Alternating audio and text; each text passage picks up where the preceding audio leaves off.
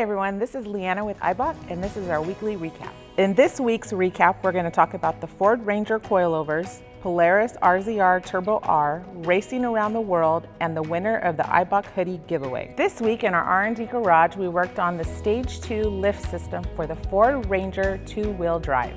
On this vehicle, we tested our 4-wheel drive kit, and after testing through multiple scenarios, we will be extending the current product line for the 2-wheel drive model.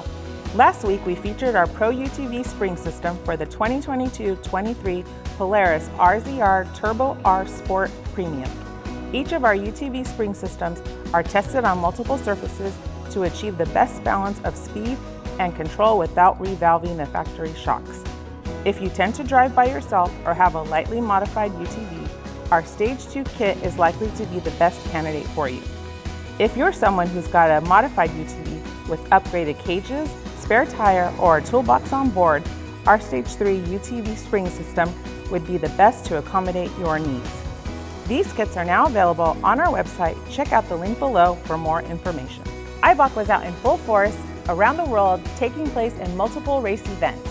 You probably caught us at the Lucas Oil Stadium in Indianapolis with KTM and Husqvarna Factory Supercross team, at Dubai with Eibach Race Springs equipped Extreme E-Trucks, at Primm, Nevada for an off-road race, and last at NOLA Motorsports Park as the official spring supplier of the Trans Am Series. Thanks to everyone for participating in our Eibach hoodie giveaway, but we only have one winner. The winner is Dawn. Dawn, please leave us a comment below so you can claim your red Eibach hoodie, and let us know in the comments what we could give away next. That's it for this week's recap. Thanks for watching. Make sure to give us a like and subscribe.